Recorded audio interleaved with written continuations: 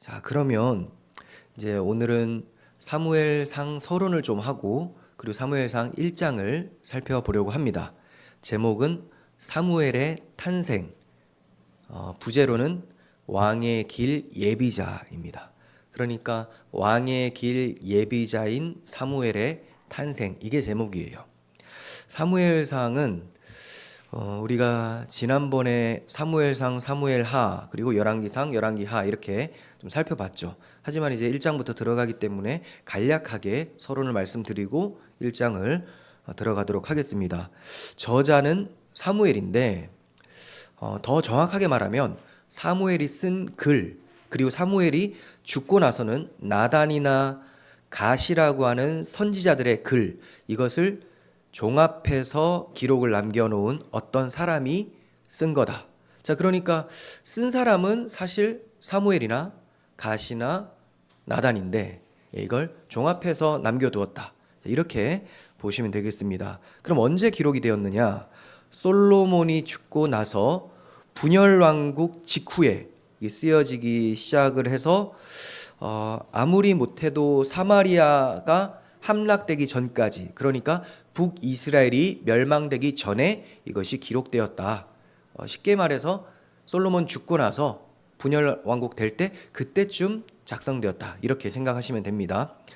그리고 사무엘상의 구약 성경상 위치를 좀 말씀을 드리면 그 앞에 책이 룻기죠. 룻기. 더 앞에 책은 사사기입니다. 자, 사사기와 룻기와 사무엘상 서두에 사무엘이 처음 사역하는 그 당시, 자, 이때를 사사시대라고 해요. 그러니까 사사기만 사사시대가 아니고 사사기, 룻기, 사무엘상도 일부분이 사사시대에 들어가 있어요. 그리고 이 사무엘상은 자연스럽게 룻기하고 연결이 되는데 이 특징이 뭐냐? 룻기도 사사시대고 사무엘상도 사사시대고, 그러면 왕이 없겠죠. 사사는 뭐냐면 왕은 아니고 하나님께서 특별히 그 시기에 필요한 사람을 세워주셔서 재판을 하고 전쟁을 하는데 장군처럼도 행세를 하고 또 리더십을 발휘해서 이스라엘을 구원해내는 그런 역할이 사사예요. 사사. 그러니까 이 당시에는 왕이, 눈에 보이는 왕이 없었던 거죠. 자, 그러다 보니까 사사기의 후렴구처럼 반복되어 등장하는 것이 그때 왕이 없으므로 사람들이 자기 소견에 자기 생각대로 옳은 대로 행하였다, 이렇게 얘기를 합니다. 자기 소견에 옳은 대로 행했다라는 것은 타락한 아담의 그 특징을 그대로 살려서 살았다라는 것이 되죠. 아담이 왜 타락했습니까? 이거 먹으면 하나님처럼 지혜로워진다, 선악 판단의 주체가 된다라는 그 유혹에 빠져서 교만함 때문에 하와가 타락했고 또 아담도 타락하게 됐단 말이에요. 그러니까 하나님 없이 내가 왕의 자리에 올라서 내가 하나님이 되어서 내가 판단하겠다. 그러니까 사사시대에 왕이 없어서 자기 소견에 옳은 대로 행했다라는 것은 타락한 아담의 후손의 특징을 제대로 보여주고 있었다라는 거예요. 사무엘서의 주제를 좀 말씀을 드리면 하나님께서 왕을 세워 주시는 내용입니다. 왕을. 사무엘상 16장 1절 하반절을 보시면 내가 너를 베들레헴 사람 이새에게로 보내리니, 자, 누구에게로요? 사무엘을 이새에게. 이새는 누구의 아버지? 다윗의 아버지. 그러니까 내가 베들레헴에 있는 이새, 다윗의 아버지인 이새에게 사무엘 너를 보내겠다. 왜냐하면 내가 그의 아들 중에 한 왕을 보았다라고 말씀을 하고 있어요. 이게 개역 한글에서는 예선해 놓았다라는 거예요.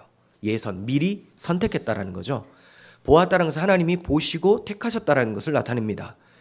그러니까 사무엘을 어디로 보내느냐? 하나님이 미리 준비해 두셨던 그 왕에게로 보내신다라는 거예요. 미리 준비하셨다라는 것이 엄청나게 큰 은혜고 위로가 됩니다. 세상 사람들이 볼 때는 왕이 없어 보여요.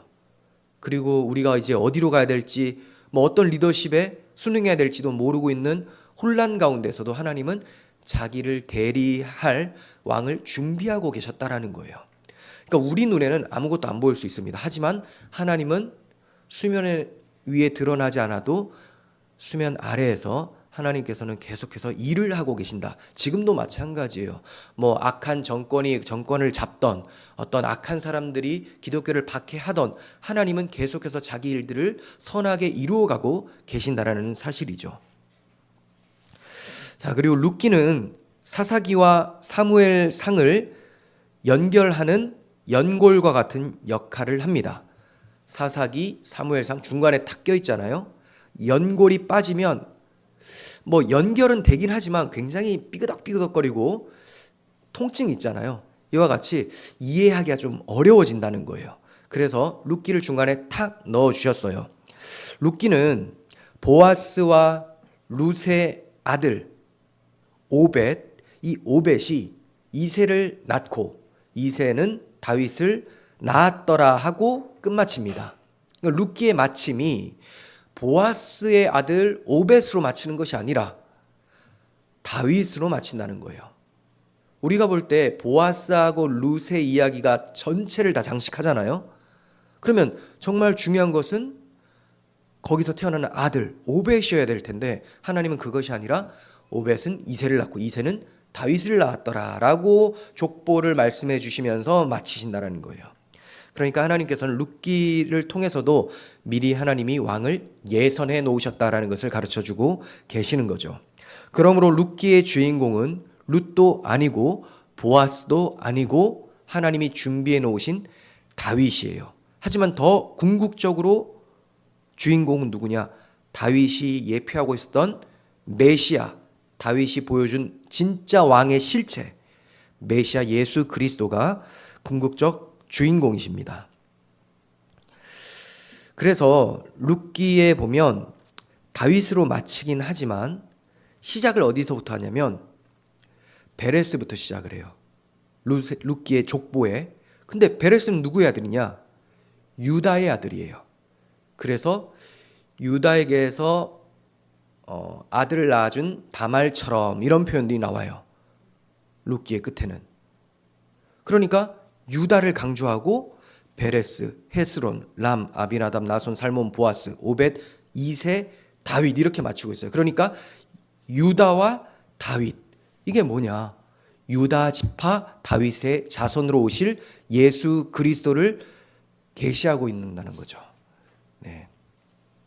그래서 이사야 11장 1절을 보시면 이새의 줄기에서 한 싹이 나며 그 뿌리에서 한 가지가 나서 결실할 것이요 그의 위에 여호와의 영 곧 지혜와 총명의 영이요 모략과 재능의 영이요 지식과 여호와를 경외하는 영이 강림하시리니 라고 말씀합니다. 예수님이 사역을 시작하실 때 세례를 받으시자 성령이 강림하시죠.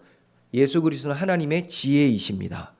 그래서 누가복음 1장 32절에 보면 천사가 마리아에게 나타나서 말씀을 전합니다. 그가 큰 자가 되고 지극히 높으신 이의 아들이라 일컬어질 것이요 주 하나님께서 그 조상 다윗의 왕위를 그에게 주시리니.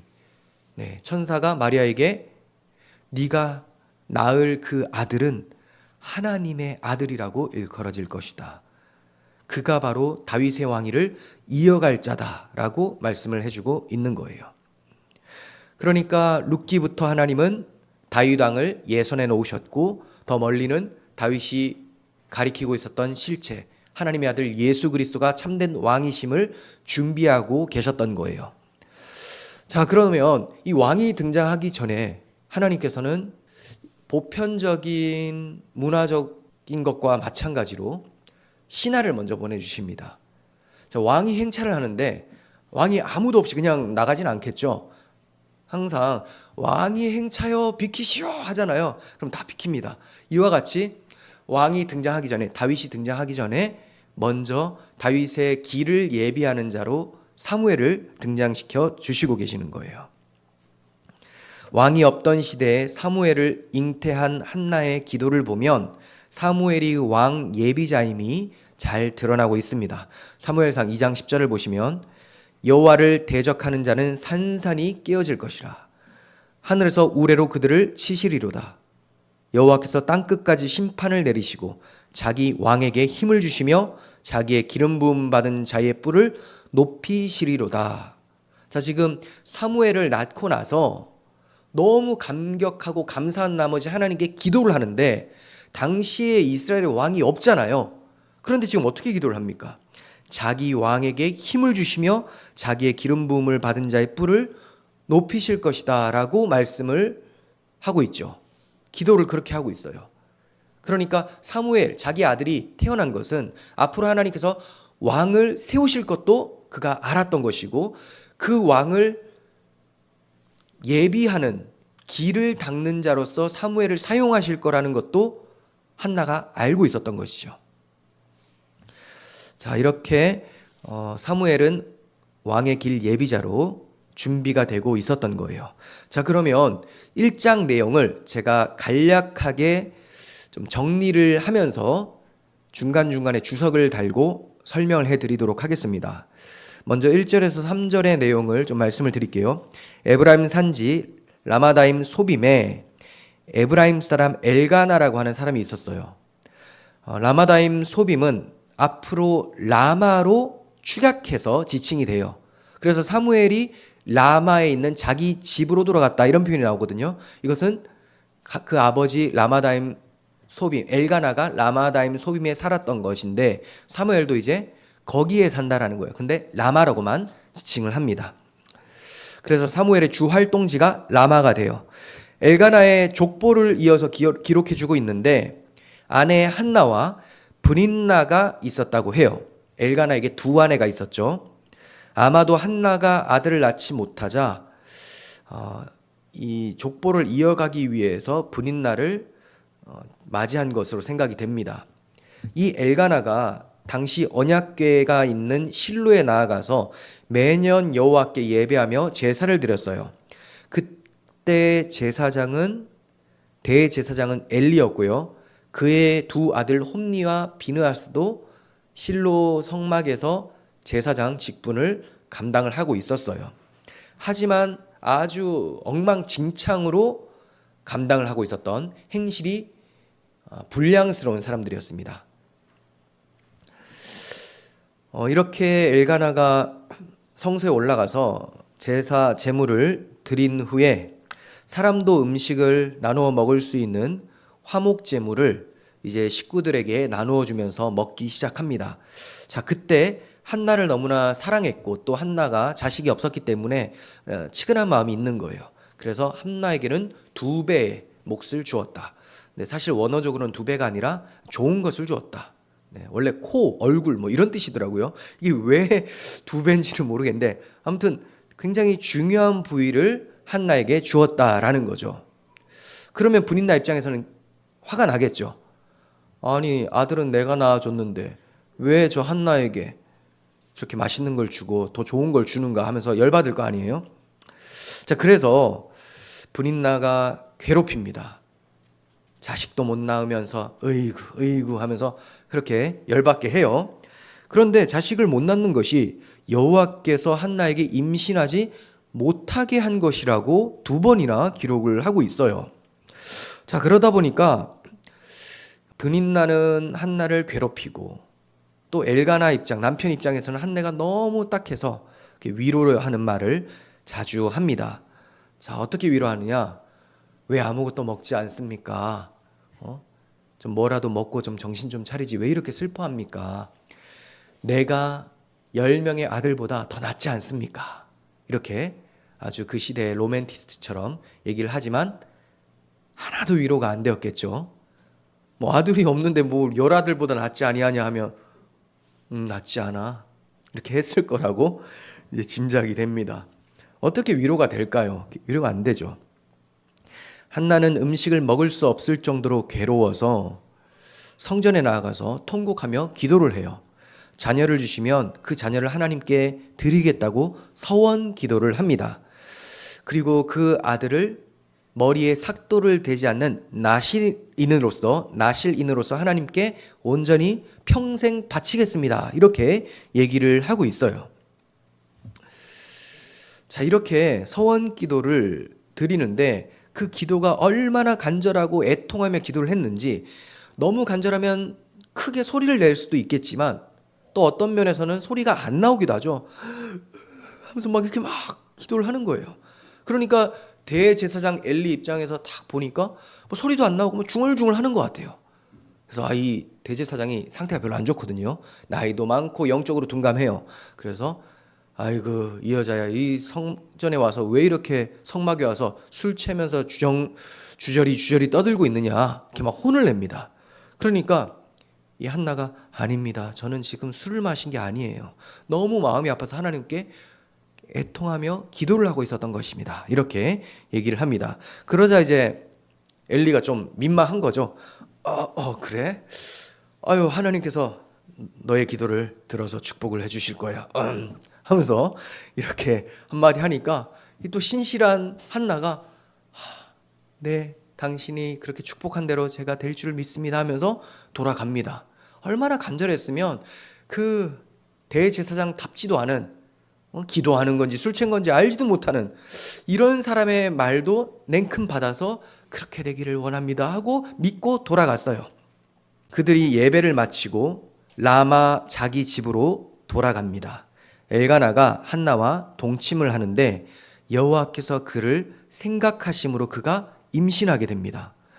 하나님께 은혜를 받은 거예요. 임신하고 때가 되어서 아들을 낳는데 그 아들 이름을 사무엘이라고 해요. 사무엘. 그 뜻은 내가 여호와께 그를 구하였다 해요. 정확한 뜻은 내가 구했으니 하나님은 어떻게 하신 거예요? 들으신 거죠. 여호와께서 들으심, 이게 사무엘이라는 뜻입니다. 자, 엘가나가 매년제와 서원제를 드리기 위해서 실로로 갈 때 한나는 아직 사무엘이 젖을 떼기 전이기 때문에 내가 젖을 다 떼고 나서, 사무엘이 다 떼고 나서 그때 이 아이와 함께 올라갈게요. 그때까지는 당신만, 다른 가족들만 올라가세요 라고 합니다. 젖을 떼는 데는 한 3년 정도 걸렸다고 해요. 자, 그래서 엘가나가 알겠다, 여호와께서 당신의 기도를 들어주실 줄 믿는다 하면서 이제 혼자 올라갔다 내려갔다 막 해요. 그러다가 이제 젖된 후에 예물을 가지고 여호와의 집에 나아가서 이 아이를 여호와께 드린다면서 엘리 제사장에게 맡깁니다. 이로써 사무엘은 평생 여호와의 집에서 제사장 역할을 하게 됩니다. 제사장만이 아니라 사사와 선지자의 역할도 함께 하게 돼요. 사무엘 대단하죠? 제사장의 역할, 사사와 선지자의 역할. 네. 그러니까 좋은 역할은 다 하는, 귀하게 하나님 앞에 쓰임받는 사람으로 성장하게 됩니다. 자, 그러면 1절에서 3절을 본문을 봅니다. 에브라임 산지 라마다임 소빔에 에브라임 사람 엘가나라 하는 사람이 있었으니 그는 여로함의 아들이요 엘리후의 손자요 도우의 증손이요 숲의 현손이더라. 그에게 두 아내가 있었으니 한 사람의 이름은 한나요 한 사람의 이름은 브닌나라. 브닌나에게는 자식이 있고 한나에게는 자식이 없었더라. 이 사람이 매년 자기 성읍에서 나와서 실로에 올라가서 만군의 여호와께 예배하며 제사를 드렸는데, 자, 이제 상반된 표현, 엘리의 두 아들 홈니와 비느하스가 여호와의 제사장으로 거기에 있었더라. 제가 왜 상반되었다라고 하냐면 엘가나의 행동과 홈니와 비느하스의 행동은 완전히 상반되기 때문에 이렇게 말씀을 드린 거예요. 자, 어디로 올라갔습니까? 제사하러 실로에 올라갔다고 해요. 실로는 그 당시에 법궤가 있었던 곳, 법궤가 있는 곳을 성막이라고 하죠. 솔로몬 때는 성전으로 업그레이드 됩니다. 근데 지금은 성막이요, 텐트 안에 법궤가, 지성소 안에 법궤가 안치되고 있죠. 그런데 순서적으로는 출애굽 후에 광야를 쭉 지나다가 가나안 땅에 딱 들어가면 제일 먼저 만나는 곳이 길갈이라는 곳이에요. 기억하시죠? 요단강 딱 건너서 길갈이라는 곳에 나오는데요. 거기에 임시적으로 보관을 합니다. 법궤를. 그리고 가나안 정복 전쟁을 다 한 후에 땅을 분배할 동안에 법궤를 실로에 안치해 놓아요. 그때로부터 본문 당시까지 실로에 계속 보관되고 있었기 때문에 성막이 어디 있었느냐? 실로에 있었다. 그래서 실로에 예배하러 가는 거예요. 그래서 실로는 여호수아 말기부터 사무엘 초기까지 종교적, 정치적, 군사적 요충지, 중심지였던 거예요. 그러나 그 후에 실로의 영광은 사라지게 되는데 그 이유가 뭐냐? 엘리 제사장 말기에 그 아들들이 아주 형편없다고 했잖아요. 그래서 그 아들들의 형편없음 때문에 블레셋과 전쟁할 때 법궤를 빼앗기게 되고 실로가 파괴되어지게 됩니다. 그래서 실로의 영광은 이제 끝나게 되어지겠죠. 그리고 실로에 올라가서 하나님께 예배를 드리는데 이 하나님에 대해서 어떻게 소개하고 있느냐? 3절 중간에 보시면 만군의 여호와께 제사를 드린다고 하죠. 구약 성경 최초로 여기에 만군의 여호와라는 단어가 쓰이기 시작합니다. 최초로. 초기에는 이스라엘 군대를 지휘하시는 하나님을 언급할 때 만군의 여호와라고 해요. 그래서 다윗이 골리앗하고 싸울 때 만군의 여호와의 이름으로 나아간다라고 할 때는 이스라엘의 하나님이라는 거예요. 이스라엘 군대의 하나님. 그런데 후기에는 하늘의 군대, 천군을 다스리는 여호와를 강조할 때 만군의 하나님이라고 합니다. 그러니까 이걸 합쳐보면 하늘과 땅의 모든 군대, 하늘과 땅의 군대의 하나님이라는 표현인 거예요. 그러니까 만군의 여호와라고 표현한 것은 이 사무엘상 1장에서 표현하고 있는 것은 사사시대의 사람들은 왕이 없다고 생각을 하고 있었지만 사실 하나님은 하늘과 땅의 군대의 왕으로서 군대 장관으로서 이스라엘 백성들을 주도하고 계셨다라는 것을 보여주고 있는 것입니다. 그러니까 마찬가지예요. 오늘날에도 하나님은 눈에 보이지 않으시지만 그 하나님은 만군의 여호와입니다. 지금 지상에서는 우리의 그리스도의 군사들, 우리 그리스도인들의 왕으로서 함께 하시고 또 하늘의 천군 천사들의 왕으로서 함께 하시는 분이세요. 자, 이렇게 실로에 있는 만군의 여호와께 예배하러 올라간 사람이 엘가나였습니다. 엘가나는 사무엘의 아버지죠. 그리고 레위 지파예요. 그렇기 때문에 제사를 드리러 올라갈 수가 있는 거예요. 이걸 어떤 사람들은 여기 보면 에브라임 산지 라마다임 소빔의 에브라임 사람 엘가나라고 하니까 에브라임 지파인가? 이렇게 오해할 수가 있는데 그게 아니라 레위 지파인데 레위 지파는 기업이 따로 없어요. 그래서 원래는 하나님께서 정해놓은 곳에 제사장들이 레위 지파 사람들이 살게 됩니다. 하지만 에브라임 라마다임 소빔은 하나님이 정해놓은 장소는 아니었어요. 하지만 사사시대의 특징이 뭐냐?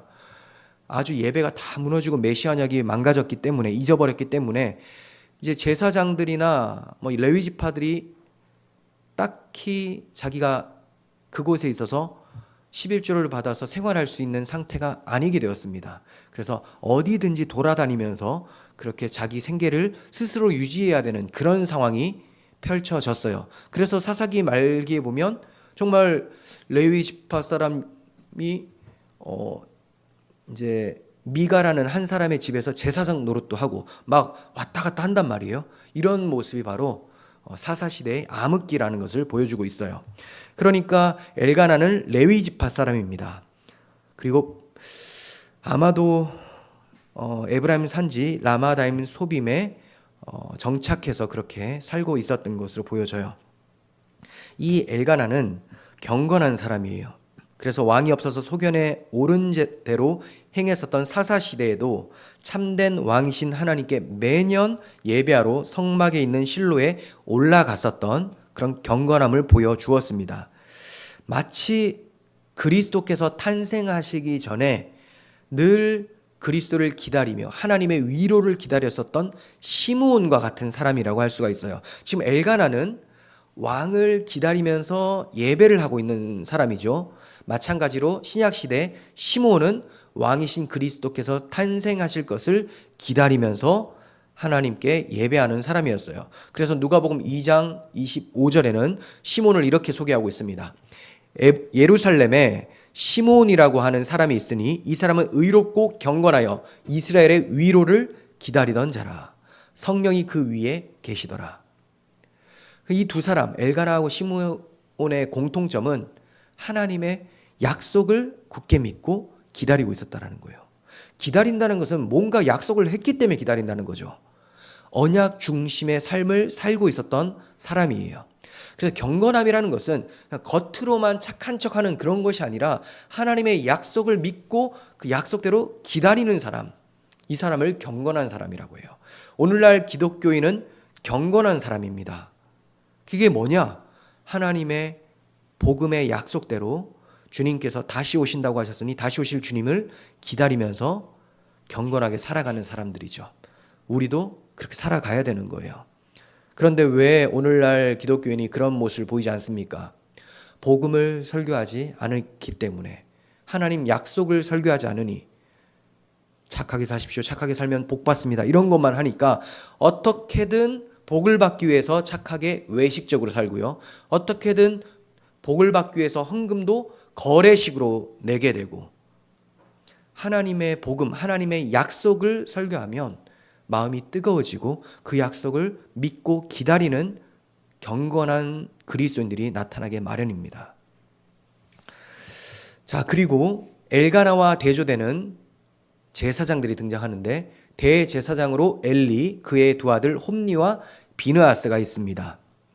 그런데 원래 보편적으로 유력한 제사장 가문은 비느하스 가문입니다. 비느하스. 그러니까 엘리가 대제사장이었다면 비느하스 가문이었을 거다라고 생각할 수가 있는데 그게 아니었어요.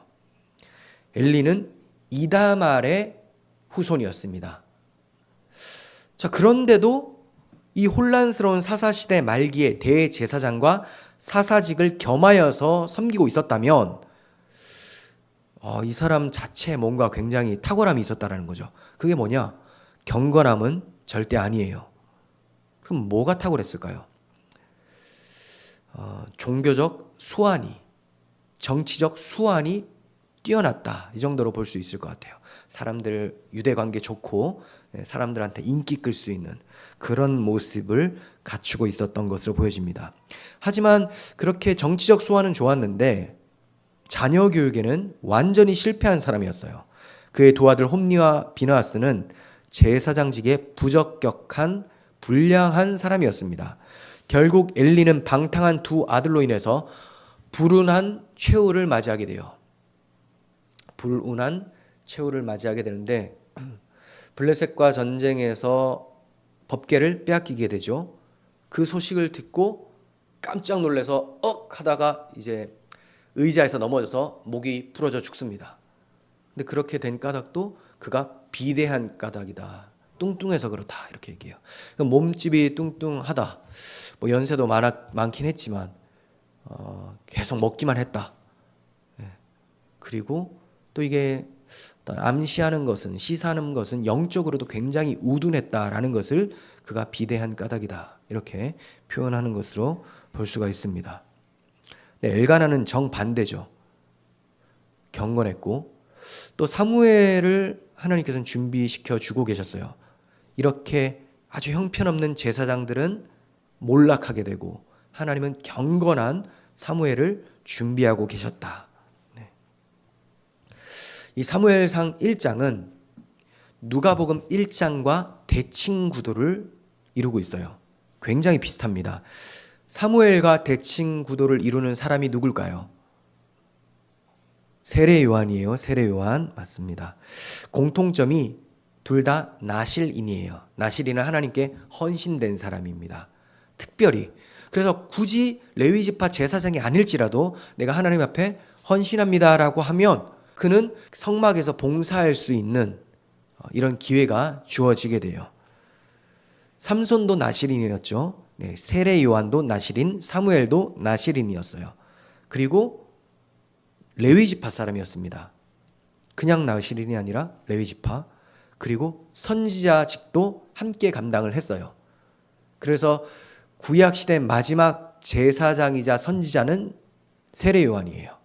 사사시대의 마지막 제사장이자 선지자는 사무엘이고요. 좀 닮았죠.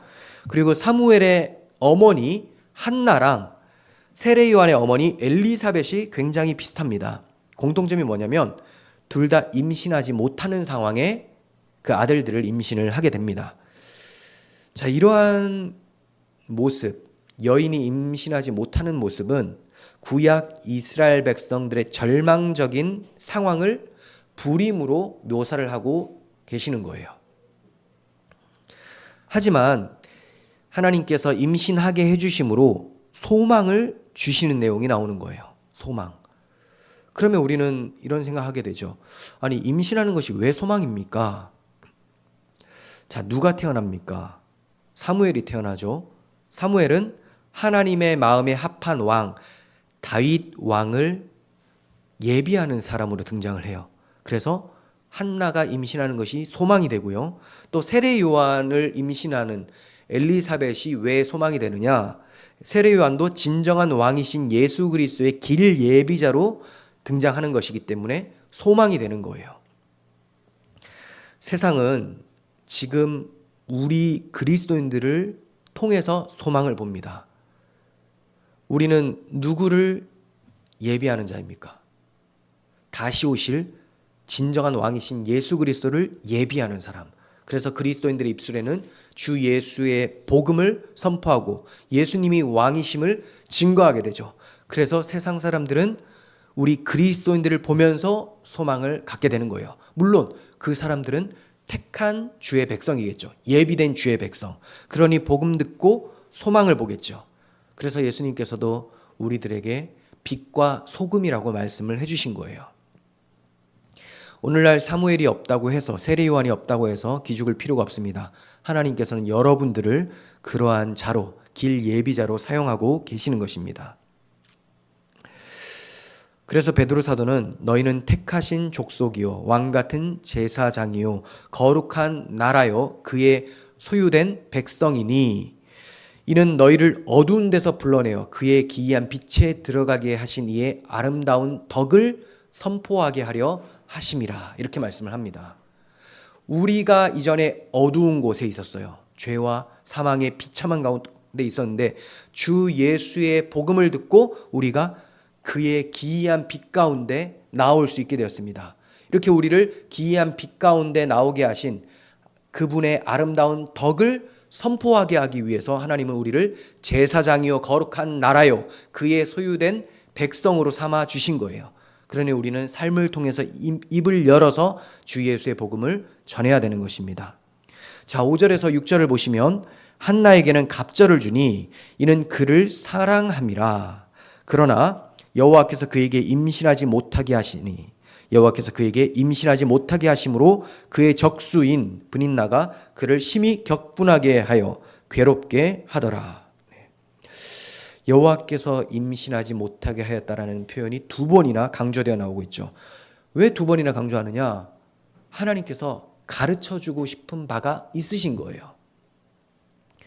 임신하지 못하게 된 상태, 자, 이 상태가 바로 죄와 허물로 죽은 비참한 상태라는 것, 생명의 근원이신 하나님께로부터 분리되어 버린 비참한 상태라는 것을 가르쳐 주시기 위해서 임신하지 못하는 여인을 들어서 설명해 주고 계시는 겁니다.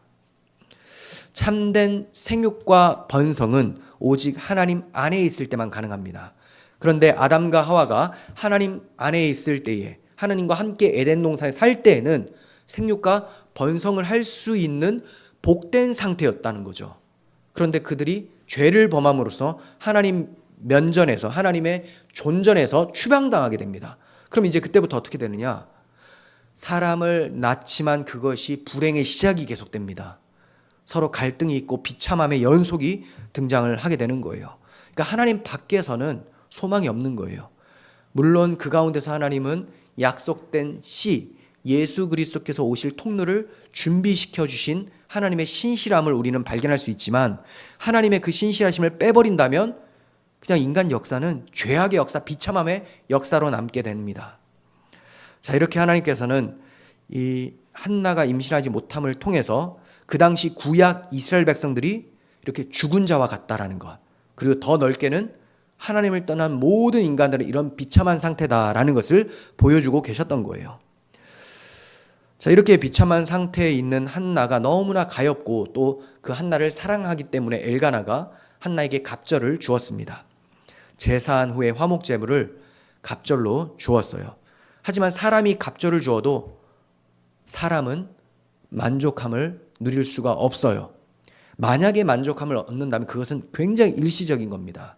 진통제를 먹으면 잠깐 아프던 것이 사라지지만 또다시 통증이 올라오는 것처럼 사람이 주는 만족은 일시적인 거라는 거예요. 그러면 무슨 만족이 있어야 되느냐? 왜 공허하게 됐습니까? 하나님이 나가신 자리이기 때문에 공허해요. 이것을 세속적인 것으로 사람이 주는 것으로는 채울 수가 없잖아요. 그래서 하나님 자신이 우리에게로 찾아오셔야 된다는 거죠. 그래서 하나님이 주시는 것으로만 우리는 만족을 누릴 수가 있게 돼요. 그러면 우리에게 주시는 최고의 선물이 무엇입니까? 만족을 얻게 하는 최고의 선물. 하나님의 아들 예수 그리스도를 이 땅에 보내시고 우리의 모든 죄를 대신하여 십자가에서 저주를 받으심으로 죄가 물러가게 하시고 부활 승천하게 하시고 보내주시는 주의 영 성령이 우리 가운데 오심으로 성령 충만함을 받게 하는 것. 주 예수와 성령 충만함이 우리에게 주신 하나님의 최고의 축복이라는 겁니다. 자, 이렇게 성령이 임한 사람들은 잃어버린 하나님을 되찾은 것이기 때문에 마음에 공허함이 없고 감사와 기쁨과 또 찬송 속에서 살아가게 됩니다. 하지만 한나는 굉장히 괴로운 가운데 자식이 없는 상태였어요. 이때 브닛나가 그를 괴롭히죠. 이 브닛나를 적수라고 해요. 적수, 라이벌이에요. 그러니까 브닛나에게는 사람들이 복이다라고 생각하는 아들이 있었고, 근데 하나님과 상관없이 그냥 낳은 아들이에요. 하나님에게 특별하게 받은 아들이 아니라 그냥 낳은 아들, 자기의 열심. 근데 한나는 아무것도 없어요. 라이벌 구도예요. 자기 남편으로부터 사랑을 어떻게 받는가. 근데 이 적수인 브닛나가 한나를 너무나 괴롭힙니다. 자, 이러한 모습은 임신하지 못한 여주인 사라를 멸시했었던 하갈의 모습과 유사합니다. 하갈은 사라의 몸종이었어요. 그런데 아들을 낳고 사라는 아들을 낳지 못하니까 주객이 전도되면서 아이고 저것도 주인이라고 아이고 이러고 있는 거죠. 그러니까 이제 사라가 너무 열받아가지고 확 빨리 쫓아내라고 이렇게 되면서 또 이제 상황이 역전돼서 굉장히 비참하고 불쌍한 모습. 그래서 우리 곽성도님 보시다가 우셨다고 하는데 하갈이 쫓겨난 그 모습이 너무 불쌍하다. 불쌍하죠. 애하고 쫓겨난 얼마나 불쌍합니까? 근데 또 원인 제공은 또 자기가 한 거예요. 네, 참 이런 모습이 있습니다. 그러니까 임신하지 못하는 여인을 고발하고 조소하고 괴롭게 만드는 이 모습은 사탄이 생명을 산출해내지 못하는 비참한 죄인들에게 정죄하고 고발하는 그런 모습을 암시하고 있는 것입니다. 자, 10절에서 11절 봅니다. 한나가 마음이 괴로워서 여호와께 기도하고 통곡하며, 마음이 괴로워서 한탄하고 그냥 투덜투덜 되는 것이 아니라 기도했다는 거죠. 우리가 본받아야 될 신앙 자세입니다. 자, 마음이 괴로우면 기도하십시오. 자, 기도하고 통곡하며 서원하여 이르되 만군의 여호와여, 만일 주의 여종의 고통을 돌보시고 나를 기억하사, 중요한 표현, 나를 돌보시고 기억하사 주의 여종을 잊지 아니하시고 주의 여종에게 아들을 주시면 내가 그의 평생에 그를 여호와께 드리고 삭도를 그의 머리에 대지 않겠습니다. 네.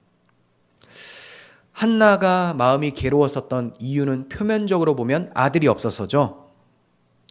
성경에는 자식을 낳지 못하는 여인들이 많이 등장합니다. 한번 떠올려 볼까요? 사라가 첫 번째 주자죠. 사라. 그리고 리브가 이삭의 아내, 야곱의 아내 라헬도 그래요. 그러다가 하나님이 아들을 주시는 거예요. 그리고 삼손의 어머니도 잉태하지 못하다가 하나님이 삼손을 주십니다. 그리고 한나가 나오고 요한의 어머니 엘리사벳도 나오고 또 마지막으로는 마리아도 있는 거예요. 마리아는 임신할 수 없는 상태에서 임신하죠. 그러니까 원래 불임이 아니라 몸 자체는 임신할 수 있지만 남자 없이 임신이 돼버리니까 이거 완전 불가능한 상황이죠. 그러니까 하나님은 불가능한 가운데 뭐가 불가능하냐? 하나님을 떠난 죄인 인간들은 생명 산출이 불가능하다. 영생할 수 없다라는 걸 보여주는 거예요. 그런데 이 불가능한 가운데서 하나님은 자신의 약속대로 복을 주셔서 생명을 주신다. 그래서 마리아가 요셉과 결혼하지 않았음에도, 동침하지 않았음에도 성령으로 잉태하여 아들을 낳았더니 그 아들이 예수가 되는 것이죠. 자, 그리고 한나가 괴로웠던 이유는 이면적으로는 징계나 저주를 받았다고 생각해서 그렇습니다. 징계나 저주받아서.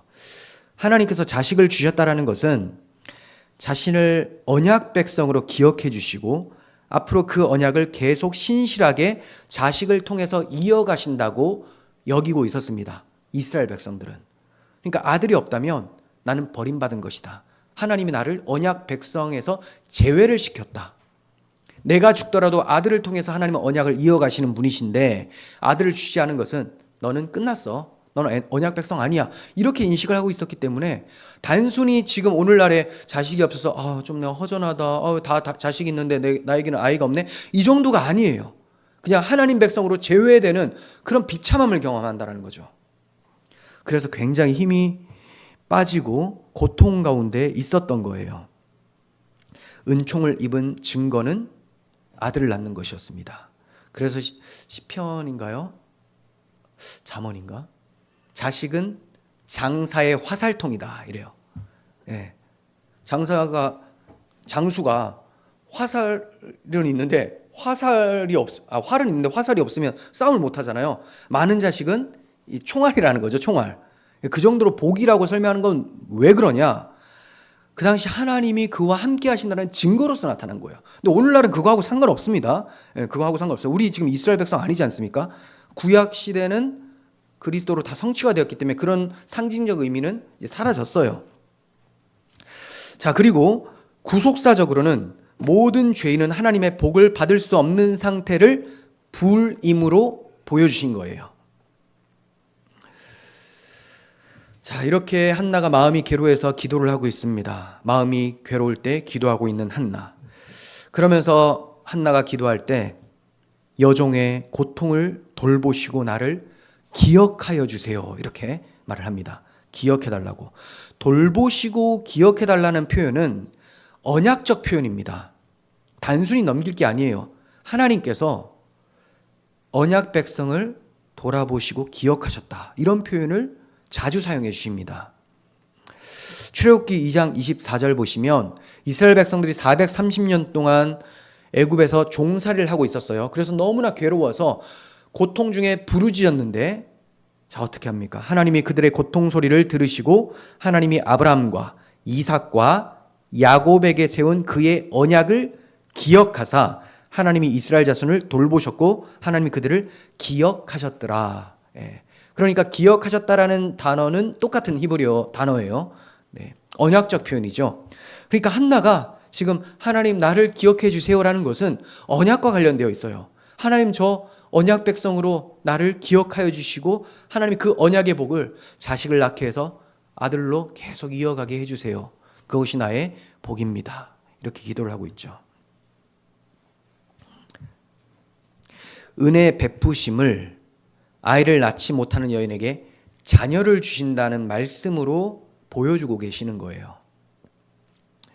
그래서 이스라엘 백성들에게도 하나님이 은혜를 베푸실 때 너희가 지금 자녀를 낳지 못하는 그런 상태다라고 말씀하시면서 하지만 내가 자녀를 많이 주겠다 이런 표현을 쓰세요. 이스라엘 상태를 바벨론 포로로 끌려가게 되면 너희가 정말 비참할 텐데 내가 자식을 주겠다. 즉 돌아오게 해서 생육과 번성케 해주겠다. 이런 말씀을 이사야 54장 1절을 통해 말씀하십니다. 잉태하지 못하며 출산하지 못한 너는 노래할지어다. 산고를 겪지 못한 너는 외쳐 노래할지어다. 이는 홀로 된 여인의 자식이 이스라엘 백성이에요. 바벨론 포로로 끌려가면 비참하죠. 남편 있는 자의 자식보다 많음이라. 일반적으로 자식을 낳는 것보다 하나님의 은혜로 더 많이 낳게 해주신다는 거예요. 이건 단순히 아기를 많이 낳는다는 게 아니라 바벨론 포로에서 돌아와서 고국 땅에서 생육과 번성하며 다시 회복하게 된다라는 것을 강조하는 거예요. 여호와께서 말씀하셨다. 그러니 반드시 이루신다는 거죠. 이러한 은혜를 알지 못하는 자들이 하갈이나 브닌나 같은 사람이에요. 자기가 원래 잉태하지 못하며 출산하지 못하는 비참한 상태, 하나님의 은혜가 필요한 상태라는 것을 알지 못하기 때문에 다른 사람이 잉태하지 못하면 어이구 이 소리를 하는 거예요. 그러니 은혜를 모르니 교만하게 되고, 교만하니 정죄를 하게 되고, 자기를 높이게 되는 것이죠. 이게 바로 당시 이스라엘의 영적 상태였던 겁니다. 그러니까 브닌나는 이스라엘 백성들의 교만한 영적 상태, 한나는 경건하지만 불임의 상태를 이스라엘의 비참한 상태로 보여주고 있는 것. 자, 이렇게 하나님은 그들을 들어서 사용해주고 계신 거예요. 한나가 기도를 하면서 아들을 주시면 나실인으로 하나님께 드리겠습니다. 이렇게 소원을 합니다. 나실인이라는 것은 일정 기간 또는 평생을 하나님께 헌신하는 사람으로 세우는 거예요. 그래서 내가 3년만 그렇게 하겠다. 그러면 3년 동안은 머리를 절대 깎지 않습니다. 내 머리 위에 하나님이 계시다라는 것을 늘 기억하고 하나님이 주신 명령대로 내가 순종하겠습니다라는 징표예요. 3년 동안. 그리고 지금 사무엘 같은 경우는 종신토록 죽을 때까지 평생을 하나님께 드리겠다라고 한나가 서원을 하는 거죠. 이런 거 많이 본받아서 아들 잘 못 낳는데 하나님 아들 주시면 제가 평생을 목사로 세우시겠습니다. 세우게 하겠습니다. 이런 이제 집사님 권사님들이 많은데 그런 거 아니에요. 아무 상관없습니다. 그거랑. 네. 그러니까 이 구속사적인 의미를 모르니까 그냥 문자적으로 무조건 서원하는 거예요. 네. 그렇게 하지 마세요. 괜히 그 애가 커서 자기는 목사하기 싫은데 엄마가 하라고 했다고 해서 그 신학교 와서도 1학기하고 중퇴하고 막 그런 일이 생깁니다. 제 동기가 그랬어요. 네. 엄마가 보내가지고 기도해가지고 어쩔 수 없이 끌려왔는데 너무 하기 싫어가지고 1학기하고 사라지더라고요. 그렇게 하지 마세요. 네. 자, 한나의 서원은 거래한 것이 아닙니다. 하나님과 거래한 게 아니에요. 하나님 주시면 제가 드릴게요. 이게 아니라 보통 그렇게 생각을 하죠. 하나님 나에게 이 아들을 주시면 헌신하도록 선교사로. 어떤 중고등부 제가 맡고 있을 때 어떤 중학생이 찾아서 울면서 막 얘기해요. 저는 선교사 하기 싫은데 엄마가 서원하셔가지고 서원을 취소하실 수도 없고 어떡해요. 안 하면 돼. 제가 했어요. 그냥 안 하면 돼. 네가 한 게 아니잖아. 그런데 또 희한하게 그런 애들은 또 크면 또 선교사가 되더라고요. 목사로 가고 신학. 그러니까 말려도 할 사람은 한다. 네, 말려도 할 사람 합니다. 그리고 또 서원 한 바는 지키는 게 맞죠. 그러니까 신중하게 해야죠. 그런데 각자 인격이 있는데 자기가 자기를 드리는 것도 아니고 아들을 드린다고 해서 이 아들이 싫으면 그거 얼마나 괴롭습니까? 그러니까 그런 서원은 사실 할 게 아니죠. 아들하고 잘 얘기를 해봐야 돼요. 그래서 한나의 서원은 하나님과 거래한 게 아니에요. 한나는 드리기 위해서 달라는 겁니다. 뭐 똑같은 말 같잖아요. 근데 잘 생각해 보세요. 보통은 받기 위해서 드린다고 얘기를 해요. 내가 받고 싶어서 드린다고 해요. 근데 한나는 드리기 위해서 달라는 겁니다. 드리기 위해서. 그러니까 평생을 그냥 성막에 보지도 못해요. 예배 드릴 때나 보지. 맨날 그 성막에서 예배 드리는데 이건 뭐예요? 언약이 나에게 해당되는 것, 그걸 사모하며 또 하나님께서 특별히 이 아들을 왕의 길 예비자로 세우신다는 것을 이제 그가 깨닫게 돼서 더 이제 감사 제목이 넘쳐나게 되는 거죠. 우리가 하나님 주시면 제가 드리겠습니다라고 하는데 착각하면 안 되는 것이 다 하나님의 거예요. 다. 그래서 하나님이 주시면 하나님 제가 이 귀한 걸 하나님께 드립니다가 아니고 원래 하나님의 것인데 제가 일부를 드림으로 신앙 고백합니다. 이런 차원이죠. 그래서 11조도 그런 겁니다. 원래 다 하나님의 거죠. 우리가 건강하니까 지혜로우니까, 지식이 있으니까 일을 할 수가 있잖아요. 그러니까 돈을 벌었어요. 그럼 다 하나님 거예요. 그렇지 않으면 하나님이 코를 딱 막아버리시면 내일부터는 이제 일을 못해서 수입이 안 들어오죠. 네, 그렇게까지 웃기십니까? 네, 그런데 내가 살아있다는 거, 돈 번다는 것은 하나님께서 주셨기 때문에 하나님의 은혜예요. 그런데 하나님은 우리가 또 살아갈 수 있는 것을 이제 허락해 주시기 때문에 다 달라고 하지 않고 일부를, 그래서 이제 10분의 1로 신앙 고백을 하는 거예요. 신앙 고백. 이게 뭐 율법적인 것도 아니고 반드시 그렇게 해야 되는 것도 아니고, 이렇게 하는 것이 이제 뭐 10분의 1이라는 것이 신앙 고백 차원에서도 크면 크고 작으면 작다라고 할 수 있는, 그러니까 시험의 기준도 되고, 또 레위 지파 사람들을 생활을 책임질 수 있는 것이 10분의 1이었기 때문에 그 당시에 그 전통대로 오늘날에도 10분의 1을 통해서 이렇게 하는 뭐 그런 걸로 11조가 사용이 되죠. 근데 이렇게 설명하지 않는 사람들이 많아요. 어떤 사람은 11조 낼 필요가 전혀 없다라고 말하기도 하고, 또 어떤 사람은 뭐 율법주의로 하라는 사람인데 그게 아니에요. 자발적으로 자기 신앙 고백으로. 네. 지금 그거 얘기하려고 한 게 아닌데, 모든 것이 하나님의 것, 그리고 하나님 섬기는 것이 가장 큰 복이기 때문에 하나님께서 주시면 이 아들 하나님 섬기는 자로 세우겠습니다. 네. 이렇게 얘기를 한 거죠. 언약의 복이 자식을 통해서 이어지기 때문에 하나님 아들을 허락해 주시옵소서 기도한 거예요. 20절을 봅니다. 한나가 임신하고 때가 이르매 아들을 낳아 사무엘이라 이름하였으니 이는 내가 여호와께 그를 구하였다 함이더라.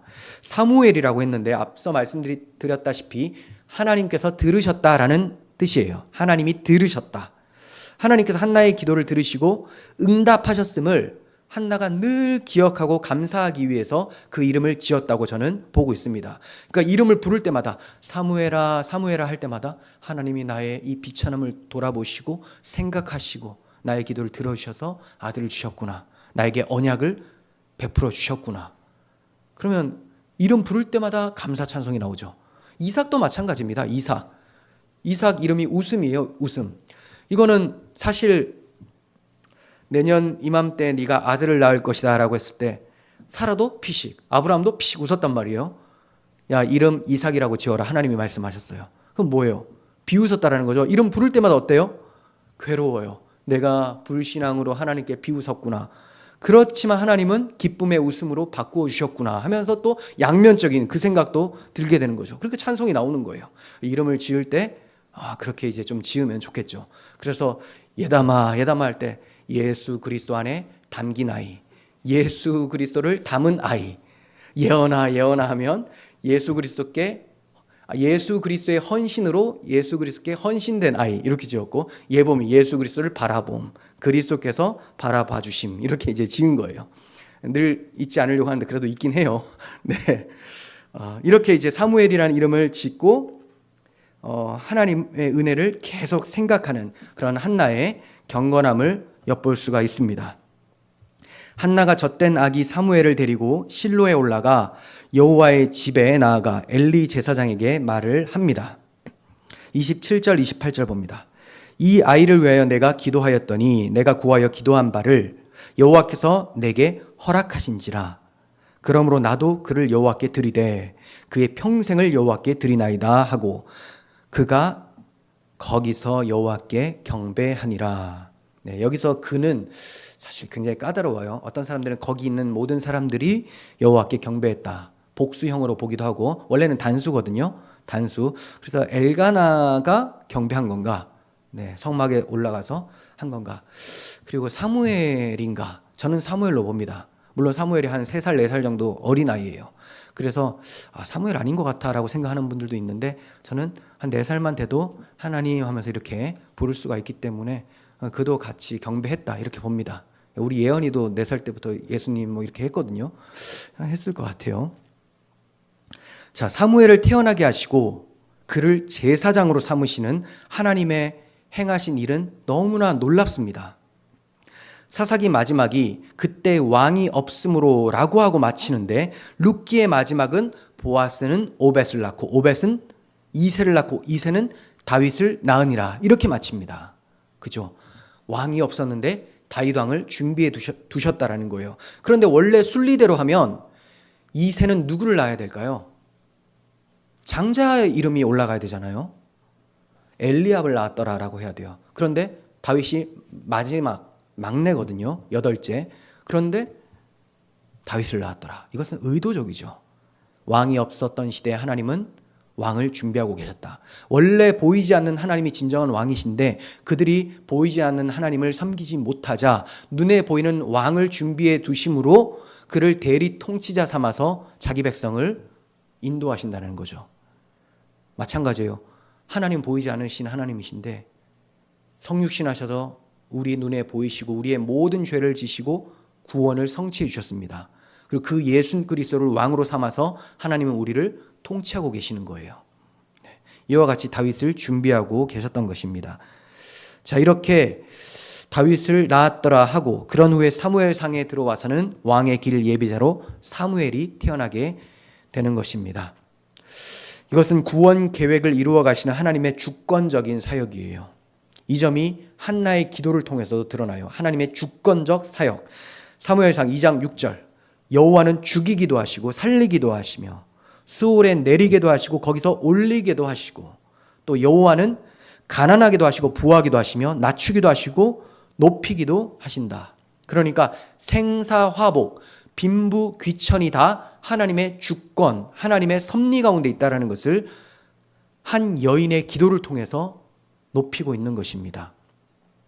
우리의 기도도 이래야 되겠죠. 한나는 경험을 했어요.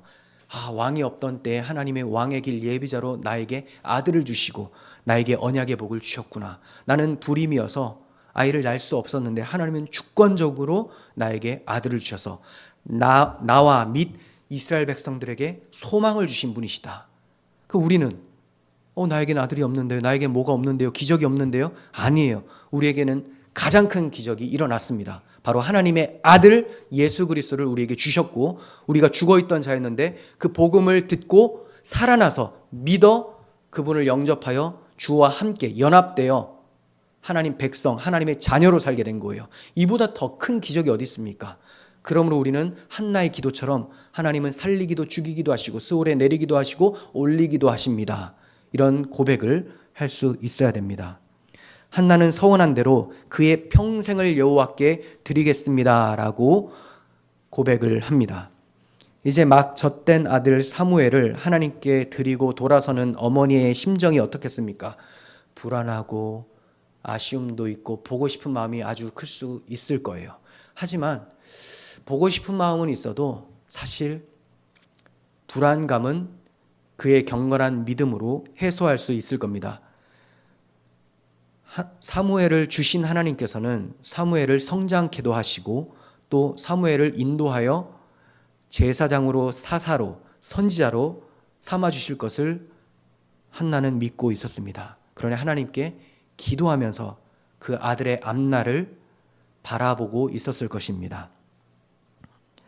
그 아이는 거기서 여호와께 경배하니라 하고 마치고 있습니다.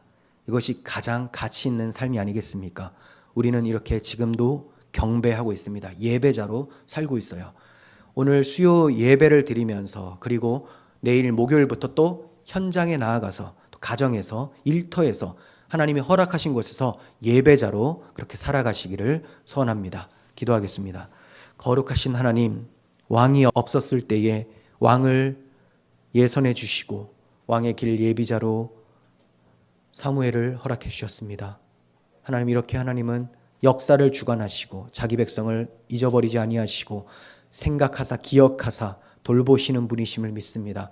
오늘 이 시간에도 저희와 함께 하시고 남은 한 주 동안도 주 예수의 영이 저희 마음 가운데 함께 하심으로 저희의 삶을 이끌어 가실 것을 믿습니다. 우리에게 왕이 없는 자로 살게 하지 않으시고 우리의 왕 예수 그리스도를 섬기며 또 그분의 뜻 가운데서 자라게 하실 하나님을 기대합니다. 우리 구주 예수 그리스도의 이름으로 기도합니다. 아멘.